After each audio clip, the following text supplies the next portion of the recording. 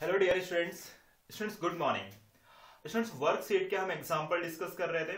Level 1 level 2 में dimension से related कुछ एग्जांपल्स हमने यहाँ पर डिस्कस कर लिए थे।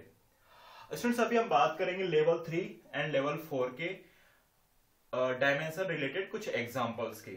ठीक है, तो देखिए आपके वर्कशीट में लेवल नंबर 3 जहां पर है एग्जाम्पल नंबर फर्स्ट। सबसे पहले देखिए फर्स्ट नंबर का एग्जाम्पल। जस्ट मिनट स्टूडेंट्स, पहले वर्कशीट ओपन कर लेते हैं।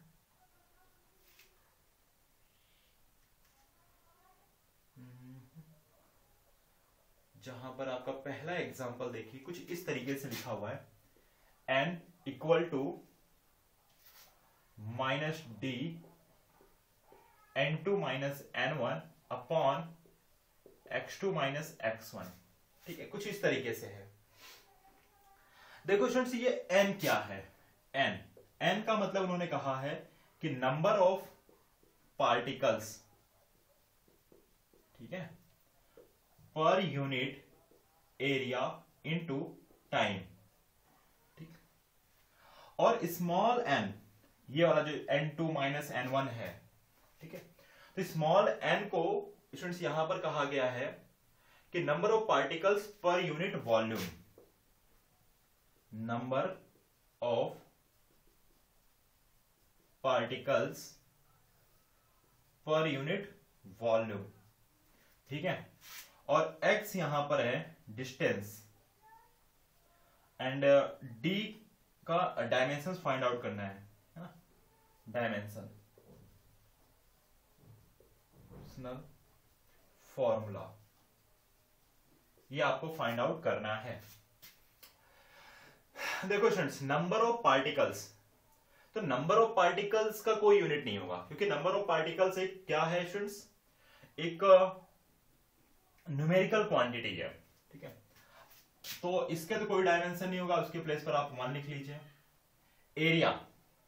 एरिया का यूनिट होता है मीटर स्क्वायर और टाइम का यूनिट होता है सेकंड। ठीक है, तो इसको आप इस तरीके से लिख सकते हो, मीटर की पावर -2 सेकंड की पावर -1। और अगर n के डायमेंशन आप लिखेंगे तो मास तो 0 है, लेंथ की पावर हो गई -2 और सेकंड टाइम है, टाइम की पावर -1। इसी तरीके से अगर मैं स्मॉल n की बात कर लूं तो नंबर ऑफ पार्टिकल्स जो कि एक न्यूमेरिकल क्वांटिटी है, तो उसको आप रिप्लेस कर दीजिए 1 के साथ। डायमेंशन लेस क्वांटिटी होती है न्यूमेरिकल क्वांटिटी। वॉल्यूम का यूनिट होता है मीटर क्यूब, वॉल्यूम का यूनिट होता है मीटर क्यूब। तो इसको इस तरीके से लिख सकते हैं मीटर पर क्यूब, यानी मीटर की पावर -3। तो स्मॉल n के जो डायमेंशंस बनेंगे वो होगा m0 l की पावर -3 और t0 t की पावर 0 है। x डिस्टेंस है तो डिस्टेंस का यूनिट मीटर होता है, अगर मीटर है तो उसके डायमेंशंस हो जाएंगे l1। ठीक है, और d का डायमेंशन आपको फाइंड आउट करना है। देखिए स्टूडेंट्स एक बात, d देखो यहां पर साइन इंपॉर्टेंट नहीं है, मैं पहले भी कह दिया साइन इंपॉर्टेंट नहीं है। तो n x2 minus x1 divided by n2 minus n1। अब देखिए स्टूडेंट्स एक और चीज, यहां पे x क्या है, डिस्टेंस है। तो अगर x2 डिस्टेंस है तो x1 भी डिस्टेंस है, और डिस्टेंस माइनस डिस्टेंस है ना, एक डिस्टेंस में से डिस्टेंस सब्ट्रैक्ट करोगे तो जो फाइनल रिजल्ट आएगा वो भी डिस्टेंस ही आएगा, क्योंकि न्यूमेरिकल क्वांटिटी मैटर नहीं करती, यूनिट की बात करनी है आपको, है ना। तो x2 माइनस x1 वो होने वाला है x, और n2 माइनस n1 वो होगा n, है ना। नंबर ऑफ पार्टिकल्स पर unit volume minus number of particles पर यूनिट वॉल्यूम। ठीक है, मैंने बहुत बार आपको ये बातें बता दी हैं, ज्यादा डीप में अब जाने की जरूरत नहीं है। n के डायमेंशंस लिखो, और ये साइन मैंने पहले भी कहा कि मैटर नहीं करता है, क्योंकि हमें सिर्फ और सिर्फ फंडामेंटल क्वांटिटीज फाइंड आउट करनी है और उसके बाद उसका डायमेंशनल फॉर्मूला। चलिए आगे बढ़ते हैं। n के यूनिट है m0 l-2 t-1, x का यूनिट है l1 और यहां पे है l की पावर -3। तो इस तरीके से हो जाएगा m0 l -1 +3 और t की पावर -1, -2 +1, तो रिजल्ट आया -1 और -3 ऊपर जाकर प्लस हो गया। तो डायमेंशंस बनेंगे m0 l की पावर 2 और t की power 1। This is the dimensional formula of capital D। m0 l की पावर 2 और t की पावर 1, t की पावर सॉरी -1 है ना। और आपका करेक्ट आंसर होता है स्टूडेंट्स, अकॉर्डिंग टू एमसीक्यू देखेंगे तो डी होता है ना। तो नेक्स्ट एग्जांपल देखते हैं स्टूडेंट्स। रिमेनिंग जो भी एग्जांपल्स हैं स्टूडेंट्स यहां पर, वो सभी एग्जांपल्स डायमेंशंस के बेस पर नहीं है, सॉरी एरर के रिलेटेड है। तो अब हम कंटिन्यू करते हैं लेवल नंबर 4। ठीक है, लेवल 4। लेवल 4 में स्टूडेंट्स दो पार्ट हैं, सेक्शन ए और सेक्शन बी। इसको आप नोट कर लीजिएगा, अच्छा एग्जांपल था। देखिए स्टूडेंट्स, लेवल 4 की बात करते हैं, उसमें सबसे पहला example, the pairs having same dimensional formula, angular momentum और टॉर्क। आपको चेक करना होगा टॉर्क एंड वर्क। तो सबसे पहले तो मैं आपको बता दूं, देखो स्टूडेंट्स, जो टॉर्क होता है, टॉर्क का फॉर्मूला होता है फोर्स इनटू आर। आर क्या है? Perpendicular distance from the rotational axis. तो ये फोर्स है, ठीक है, और ये आर क्या है? डिस्टेंस है। टॉर्क का यूनिट बनता है newton into metre. SI unit की अगर मैं बात कर लूं, एसआई यूनिट किसके लिए? टॉर्क के लिए, न्यूटन इंटू मीटर। और इसी तरीके से अगर मैं वर्क की बात करूं, वर्क इक्वल टू होता है फोर्स इंटू डिस्प्लेसमेंट। पता होगा आपको फॉर्मूला। तो यहां से अगर आप एसआई यूनिट निकालेंगे फोर्स का, सॉरी वर्क का, तो वो भी बनता है newton into metre according to formula. अगर स्टूडेंट्स दोनों का एसआई यूनिट सेम है, newton into metre, newton into metre, तो आप कह सकते हैं कि टॉर्क एंड वर्क दोनों का both have same dimensional formula, same dimensional formula. अगर इनका यूनिट सेम है तो डायमेंशनल फॉर्मूला भी सेम होगा, ऐसा मैं एज्यूम करके आपको बता रहा हूं, ठीक है। और रिमेनिंग क्वांटिटीज जैसे कि gas constant, pressure, Planck's constant, Boltzmann constant, उनका भी आप चेक कर लीजिएगा। तो जो भी आपको कंपैरिजंस कर लीजिएगा, बट आपको ये चीज ध्यान रखना है कि वर्क एंड टॉर्क का तो सेम होता है। आगे बढ़ेंगे स्टूडेंट्स, अब देखते हैं क्वेश्चन नंबर 3, सेकंड फर्स्ट जैसा ही है। क्वेश्चन नंबर 3, क्वेश्चन नंबर 3 में स्टूडेंट्स आपसे ये कहा गया कि देखिए यहां पे 1/μ0ε0 के डायमेंशंस आपको बताने हैं। इसका क्या बताना है स्टूडेंट्स आपको? Dimensional formula. क्या बताना है? Dimensional formula. देखो स्टूडेंट्स, इसको सॉल्व करेंगे, लेकिन उससे पहले आपने इलेक्ट्रोमैग्नेटिक वेव में शायद ये टॉपिक जरूर पढ़ा होगा, speed of light, speed of light in vacuum. Speed of light in vacuum होती है c, और c इक्वल टू होता है 1/√μ0ε0। म्यू क्या है स्टूडेंट्स? म्यू है परमिएबिलिटी ऑफ वैक्यूम, और एप्सिलॉन नॉन होता है परमिटिविटी ऑफ वैक्यूम, ठीक है। तो देखो स्टूडेंट्स, यहां पे c क्या है? c है speed of light in vacuum, ठीक है ना। अगर स्टूडेंट्स मैं c स्क्वायर कर दूं तो ये हो जाएगा 1/μ0ε0। स्टूडेंट्स देखिए, ये फॉर्मूला डायमेंशनली करेक्ट है, ठीक है। तो इसका क्या मतलब हुआ कि 1/μ0 into epsilon naught, 1/μ0 into epsilon naught equal to क्या होगा? c square. यानी कि जो डायमेंशंस इस वाले टर्म के बनेंगे वही डायमेंशन इसका होगा, जो डायमेंशंस इसके होंगे वही डायमेंशन इसका भी होगा। तो आपको पता है स्टूडेंट्स, मैं लिख देता हूं यहां पे डायमेंशन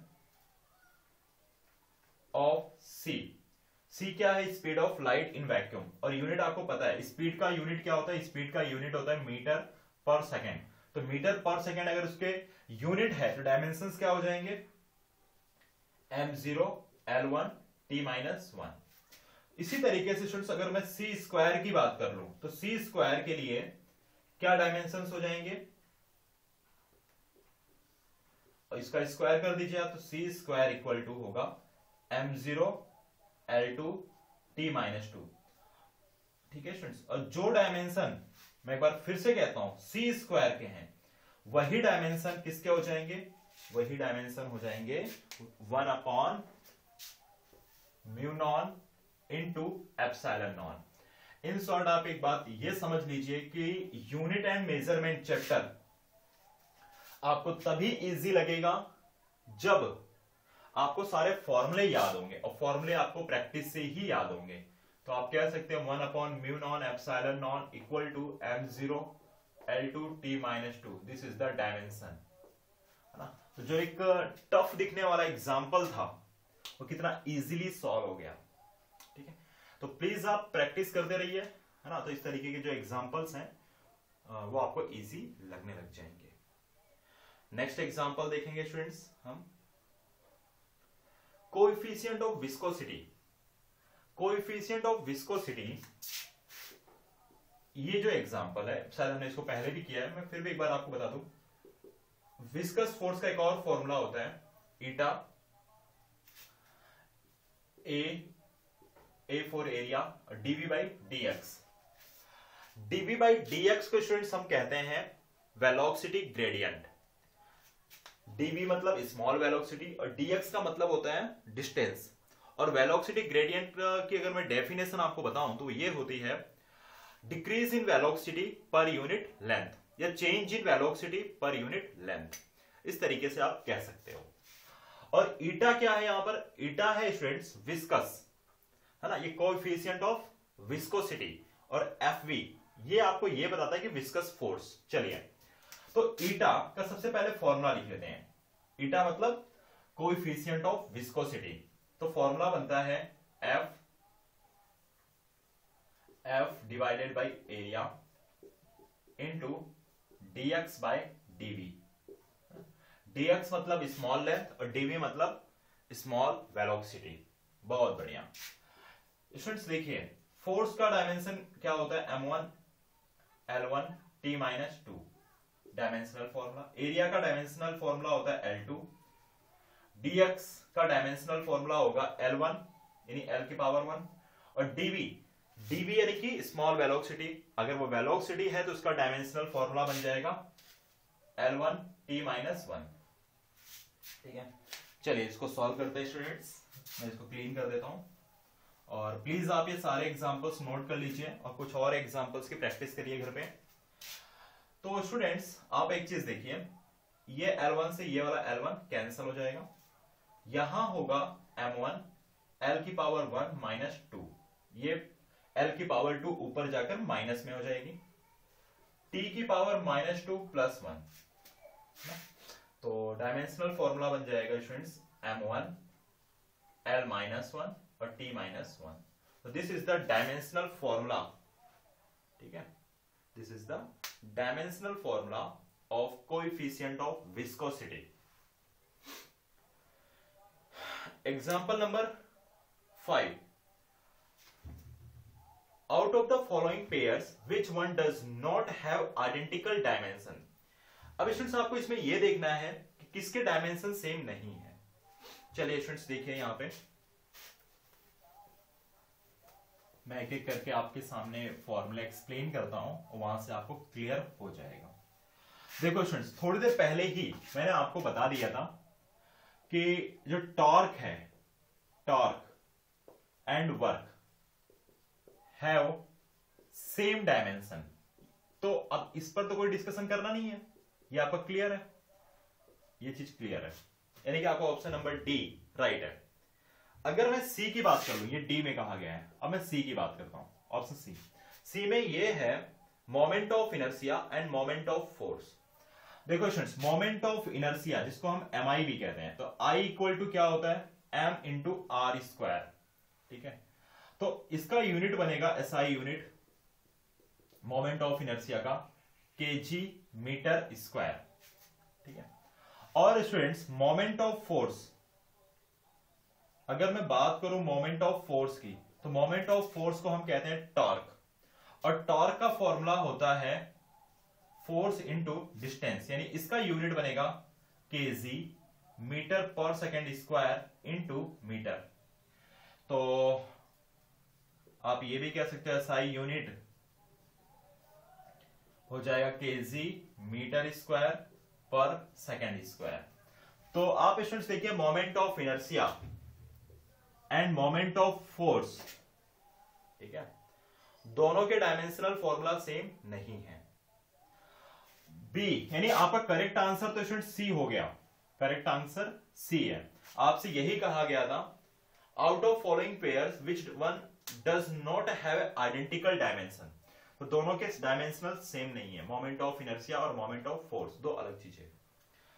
अगर मैं बात करूं इंपल्स एंड मोमेंटम की, स्टूडेंट्स मैंने आपको पहले भी एक्सप्लेन कर दिया था कि जो इंपल्स होता है उसका फॉर्मूला होता है force, average force into change in time, और मोमेंटम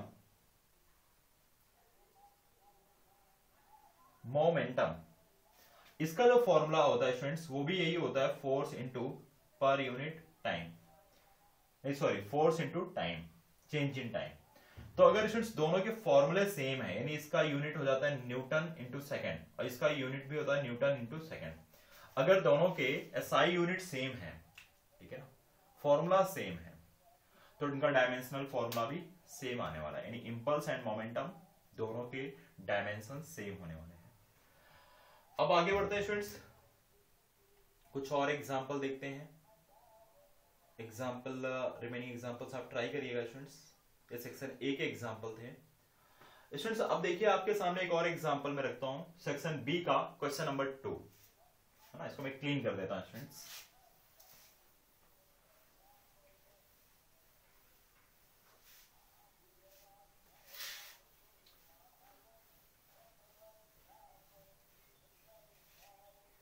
ठीक है,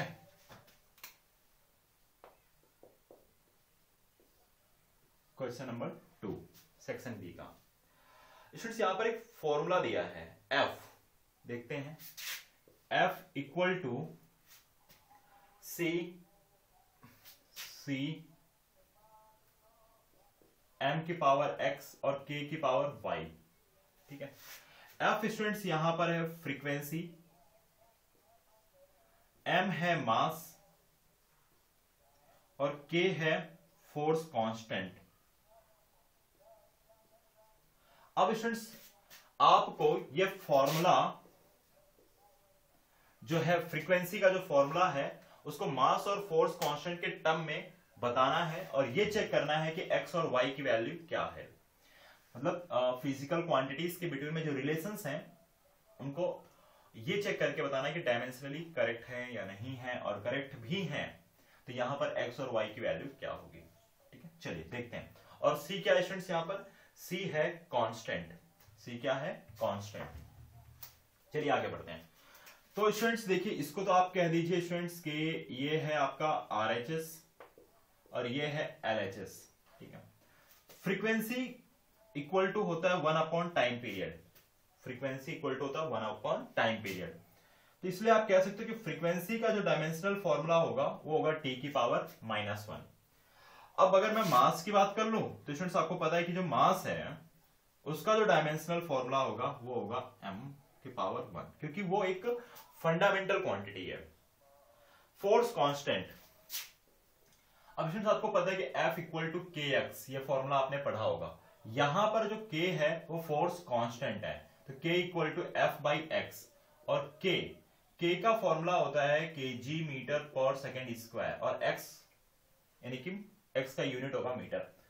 तो देखो स्टूडेंट्स मीटर से मीटर कैंसल, तो ये हो जाना है kg पर सेकेंड स्क्वायर, और k का जो डायमेंशनल फॉर्मूला बनेगा वो होगा m1, और l की वैल्यू तो 0 है यहाँ पे, t की पावर -2। अब ये जो भी वैल्यू है आपको मिली है f, m और k की, है ना, उसको आप इस वाली इक्वेशन के साथ रिप्लेस कर दो, ये वाली इक्वेशन के साथ। चलिए मैं यहां पर वैल्यू पुटअप करता हूं, f को मैं रिप्लेस करूंगा t की पावर -1 के साथ में।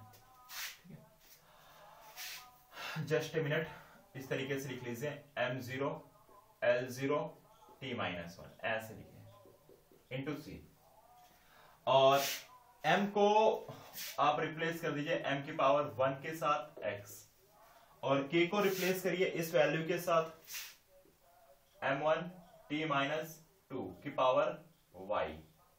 ठीक है, थोड़ा सा एक स्टेप और लिखेंगे, m0 l0 t की पावर -1 c m की पावर x प्लस y। ठीक है ना, क्योंकि ये मल्टीप्लीकेशन में इनका बेस सेम है, प्लस नहीं आएगा t -2y। समझ में आई बात स्टूडेंट्स? तो पावर को पावर के साथ कंपैरिजन करो, मास की पावर मास के साथ, यानी कि x plus Y equal to 0। l के तो टर्म है ही नहीं यहाँ पे, और तो t का कंपैरिजन t के साथ, तो -2y इक्वल टू -1, तो ये कैंसिल हो जाएंगे और y इक्वल टू आएगा y इक्वल टू आएगा 1/2। और स्टूडेंट्स यहां से क्लियर है कि x इक्वल टू -y, तो x इक्वल टू अगर -y है तो x की वैल्यू हो जाएगी -1/2। चलिए वैल्यू पुटअप करते हैं, तो f c m की पावर है x यानी कि -1/2, k की पावर है 1/2, तो आप लिख सकते हैं f equal to c k की पावर 1/2 डिवाइडेड बाई m की पावर 1/2, और ये फॉर्मूला बन जाएगा c रूट k/m। ठीक है, लेकिन फ्रेंड्स हमें यहाँ पे सिर्फ और सिर्फ x और y की वैल्यू को आपको बताना था, तो x की वैल्यू -1/2 है और y की वैल्यू +1/2 है, और जो फॉर्मूला बनेगा फ्रीक्वेंसी का वो ये होगा f equal to root k/m। k है आपका फोर्स कांस्टेंट और m है मास, तो प्लीज आप इसे नोट करिए, फिर आगे हम कंटिन्यू करते हैं।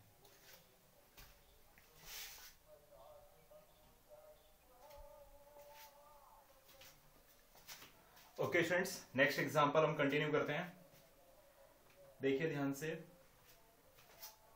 Just a minute.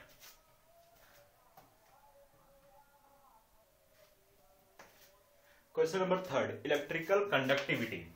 ठीक है, अब फ्रेंड्स आपको पता है इलेक्ट्रिकल जो कंडक्टिविटी होती है उसको हम सिग्मा से रिप्रेजेंट करते हैं, सिग्मा। ठीक है, और सिग्मा इक्वल टू होता है 1 रजिस्टिविटी, है ना, यानी कि रो। यानी कि स्टूडेंट सिग्मा इक्वल टू हो जाता है 1/रो। इसको आप दे दीजिए इक्वेशन नंबर फर्स्ट, और R इक्वल टू होगा electrical resistance equal to resistivity rho L divided by A। L for length of conductor और A एरिया ऑफ कंडक्टर। ठीक है, तो रो इक्वल टू होगा स्टूडेंट्स RA/L।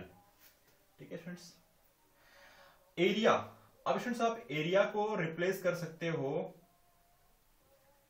L² के साथ, तो एरिया इक्वल टू L², तो रजिस्टिविटी इक्वल टू हो जाएगा R इंटू L²/L, और L से L कैंसिल होने के बाद R into L।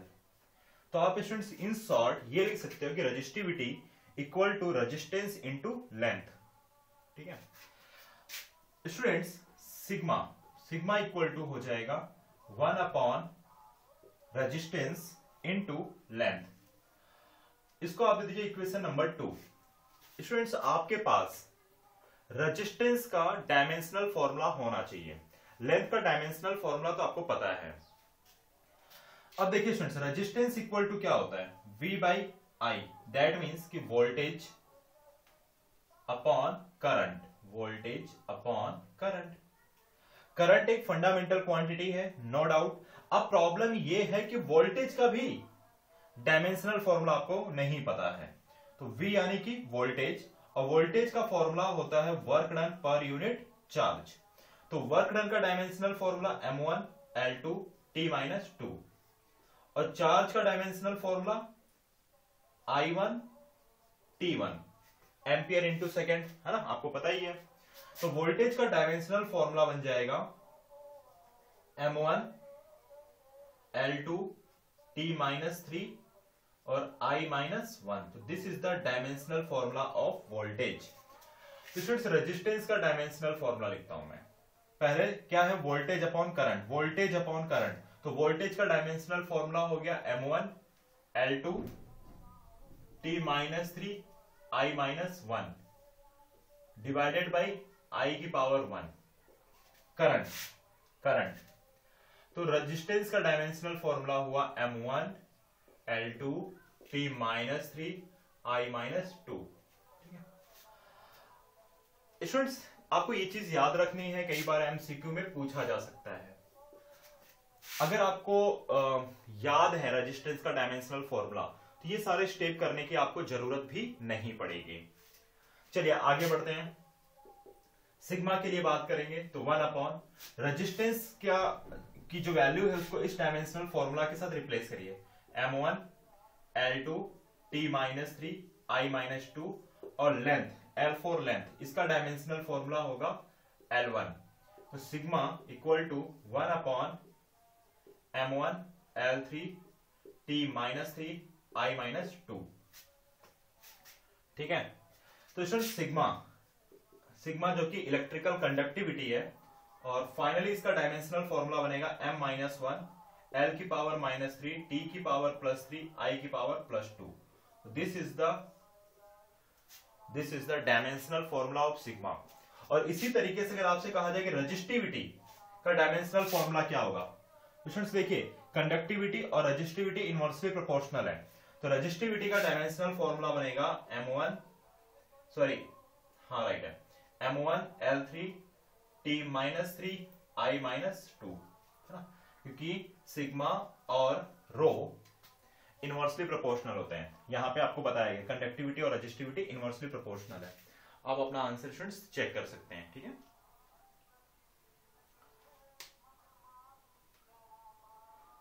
M -1 L -3 T3 और A2 मतलब A4 एम्पियर है यहां पर स्टूडेंट्स। ओके, तो नेक्स्ट एग्जांपल कंटिन्यू करते हैं स्टूडेंट्स। देखिए एग्जांपल नंबर 4 ऑलरेडी हमने कर रखा है। ठीक है, द डायमेंशंस ऑफ कांस्टेंट ए आपको बताना था, जो कि आई थिंक हमने हमारा जो फर्स्ट एग्जांपल था डायमेंशन की बेसिस पर, वो भी यही एग्जांपल था। अब नेक्स्ट एग्जांपल देखेंगे स्टूडेंट्स हम। क्वेश्चन नंबर हम देख लेते हैं यहाँ पर। जैसे देखिए क्वेश्चन नंबर 6 की बात करते हैं, इंडक्शन। 6 देखिएगा ध्यान से, क्वेश्चन नंबर 6।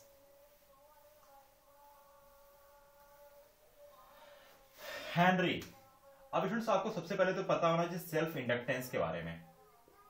सेल्फ इंडक्टेंस, ये 6 नंबर है। सेल्फ इंडक्टेंस का फॉर्मूला होता है phi upon I। Actually N phi होता है। N मतलब नंबर ऑफ टर्न्स, phi मतलब मैग्नेटिक फ्लक्स, ठीक है, divided by I for current.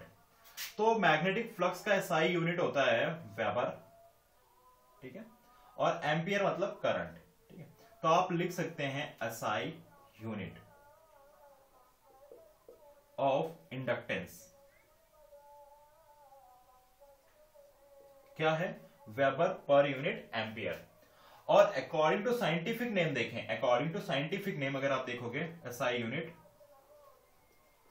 Of self inductance, तो वो होता है स्टूडेंट्स हेनरी, कैपिटल H, और ऐसे लिख सकते हैं हेनरी।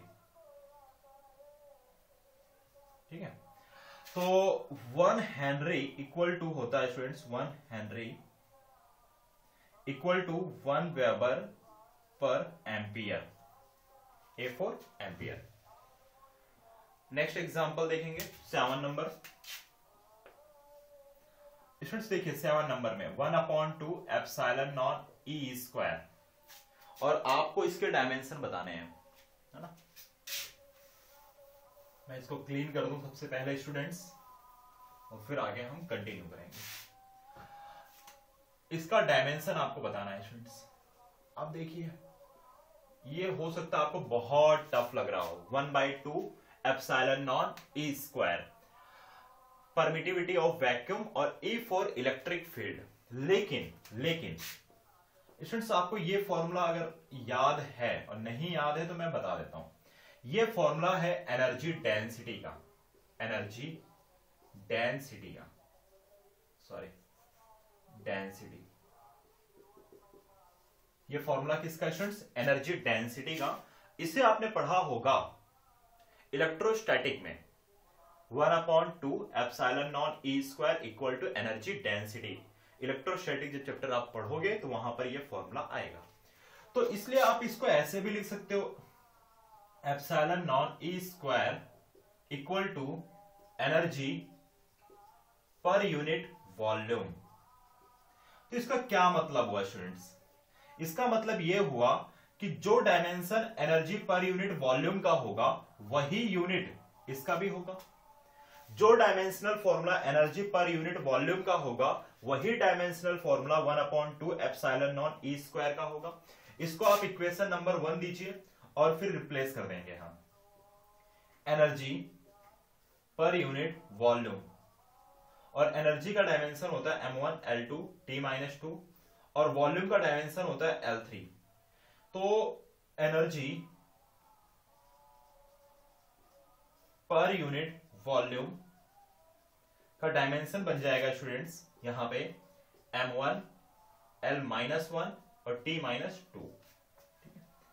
तो इन शॉर्ट ये जो डायमेंशनल फॉर्मूला बना है वो 1/2 एप्सिलॉन नॉट ई स्क्वायर का भी डायमेंशनल फॉर्मूला होने वाला है। आप आंसर चेक कर सकते हैं स्टूडेंट्स, m1 L-1 और T-2। तो स्टूडेंट्स आपका जो आंसर बनेगा यहां पे वो तो नॉन आएगा, ठीक है ना, नॉन। लेकिन ये करेक्ट आंसर है, ठीक है। m energy per unit volume equal to 1/2 epsilon naught E square, same dimensions होने वाले हैं। अब देखेंगे स्टूडेंट्स एग्जांपल नंबर हम 8, ठीक है।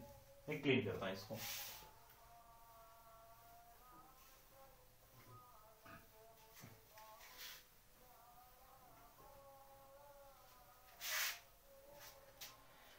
Example number 8, P equal to alpha by beta, exponent का एग्जाम्पल है, की power minus alpha Z upon K B theta, इस तरीके से है। देखो स्टूडेंट्स यहां पर गिवन है कि थीटा किसको रिप्रेजेंट कर रहा है? टेम्परेचर को। केबी है बोल्ट्जमैन कांस्टेंट, बोल्ट्जमैन कांस्टेंट, ठीक है स्टूडेंट्स। ये आप पढ़ोगे जब आप काइनेटिक थ्योरी ऑफ गैसेस की स्टडी करोगे। जेड यहां पर क्या है? जेड है डिस्टेंस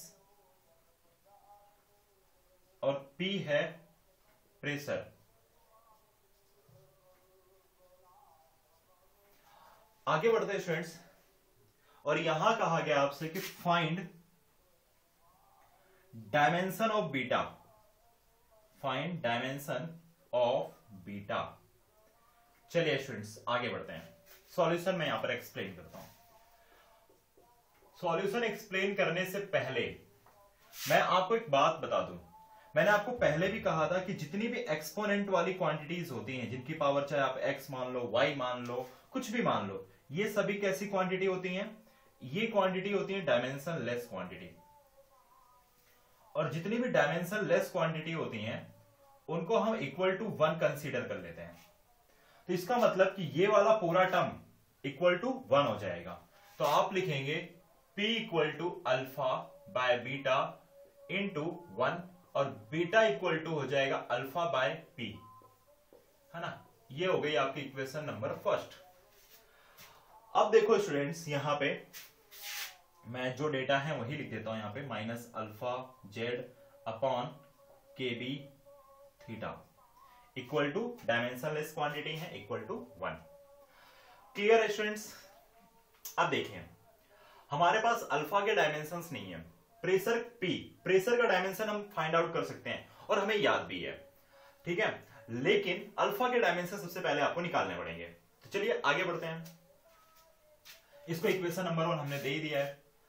अब देखिए स्टूडेंट्स, यहां पे alpha into Z minus sign है K B upon theta equal to क्या 1, क्योंकि ये डायमेंशनलेस क्वांटिटी है तो आप लिख सकते हैं minus alpha Z upon K B theta equal to 1, क्योंकि देखो यहां पे लिखा हुआ है।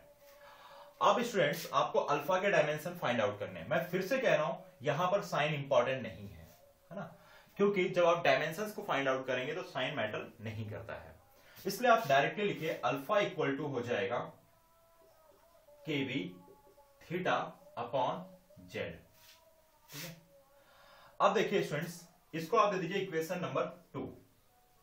ठीक है स्टूडेंट्स, जब आप आइडियल गैस इक्वेशन पढ़ते हैं, आइडियल गैस इक्वेशन, तो वहां पर एक फॉर्मूला है PV equal to N K B T, और टी फॉर टेम्परेचर है, तो यहां पर मैं थीटा लिखूंगा, theta for temperature, theta for temperature. ये इक्वेशन है आइडियल गैस इक्वेशन। ठीक है, P for pressure, V for volume equal to N K B theta. अब students K B equal to क्या हो जाएगा, के बी इक्वल टू होगा PV, और एन है न्यूमेरिकल क्वांटिटी। एन क्या है, नंबर ऑफ पार्टिकल्स, एक न्यूमेरिकल क्वांटिटी है तो उसका तो यूनिट नहीं होगा, फिर भी मैं लिख देता हूं, तो K B equal to PV upon theta, N theta. ठीक है, तो आप इस तरीके से लिख लीजिए K B directly proportional to PV upon theta. इसको आप दीजिए इक्वेशन नंबर 3rd, और थर्ड की वैल्यू स्टूडेंट्स उठाकर इक्वेशन नंबर 2 में पुट अप कर दो, तो अल्फा इक्वल टू होगा केबी की जगह पर ये वैल्यू रखो P into V upon theta, multiply में भी थीटा है और डिवाइडेड बाई जेड है, तो थीटा से थीटा कैंसल। ठीक है स्टूडेंट्स, अब देखिए आपको अल्फा की वैल्यू मिल गई। अल्फा की वैल्यू कितनी मिल गई, pressure into volume upon Z. Z क्या है स्टूडेंट्स, यहां पर डिस्टेंस, जेड क्या है स्टूडेंट्स, डिस्टेंस है। तो अगर मैं इस तरीके से लिखूं, प्रेशर की जगह पर P रहने दीजिए और वॉल्यूम की जगह पर L क्यूब कर दीजिए, और जेड जो कि डिस्टेंस है इसके प्लेस पर आप L लिख दीजिए, तो अल्फा इक्वल टू होगा PL स्क्वायर। राइट, जेड क्या है, डिस्टेंस, तो डिस्टेंस लेंथ होता है, इससे मैंने लेंथ लिख दिया, और वॉल्यूम होता है L की पावर 3। तो फाइनली अल्फा क्या मिला आपको, PL स्क्वायर। अब स्टूडेंट्स अल्फा की ये वैल्यू इक्वेशन नंबर 1 में पुट अप करिए, तो बीटा इक्वल टू होगा PL स्क्वायर अपॉन P, तो P से P कैंसल। स्टूडेंट्स देखो बीटा के जो डायमेंशन मिलेंगे यहां पर वो होगा सिर्फ और सिर्फ L स्क्वायर, और अल्फा का अगर डायमेंशन पूछा जाए तो यहां से आप फाइंड आउट कर सकते हैं P इंटू L स्क्वायर, और P फॉर प्रेशर, यानी आपको प्रेशर का डायमेंशन पता होना चाहिए, फोर्स पर यूनिट एरिया, मतलब M1 L1 T-2, और एरिया होता है L2। ठीक है, तो प्रेशर का डायमेंशन फॉर्मूला आपको पता है कि M1 L-1 और T-2, this is the dimensional formula of pressure. तो कभी भी अगर आपसे ये कहा जाए कि find out the dimensional formula of alpha, तो आप प्रेशर की ये वाली वैल्यू यहां रख देना और L स्क्वायर से मल्टीप्लाई कर देना। ठीक है, तो आपको अल्फा के डायमेंशंस भी मिल जाएंगे। बट हमारे क्वेश्चन के अंदर स्टूडेंट सिर्फ और सिर्फ बीटा के डायमेंशन पूछा गया था, जो कि आया है L की पावर 2। आपका ऑप्शन नंबर, क्वेश्चन नंबर 8 का option C is a correct answer. बहुत ही अच्छा एग्जांपल है, कंसेप्ट बेस है, यहां पर कंसेप्ट है। ठीक है, और कुछ फॉर्मूले आपको ध्यान में रखने हैं। ओके स्टूडेंट्स, तो डायमेंशंस के बेस पर हमने जो भी एग्जांपल्स हमारे वर्कशीट में थे, लगभग एग्जांपल्स, इंपॉर्टेंट एग्जांपल्स हमने यहाँ पे डिस्कस किए। रिमेनिंग एग्जांपल्स आप प्रैक्टिस करिए, डाउट्स मुझे सेंड करते जाइए, और नेक्स्ट लेक्चर में स्टूडेंट्स हम बात करेंगे एरर की। ठीक है, डिफरेंट टाइप्स ऑफ एरर, और एरर से रिलेटेड जो एग्जांपल्स आएंगे उनको भी हम डिस्कस करेंगे, और at the end of lecture आपको पता है कि सिग्निफिकेंट फिगर हमें पढ़ना बाकी रहेगा। ठीक है, तो नेक्स्ट लेक्चर एरर से रिलेटेड होगा, आप घर पे थोड़ा सा रिवाइज कर लीजिए।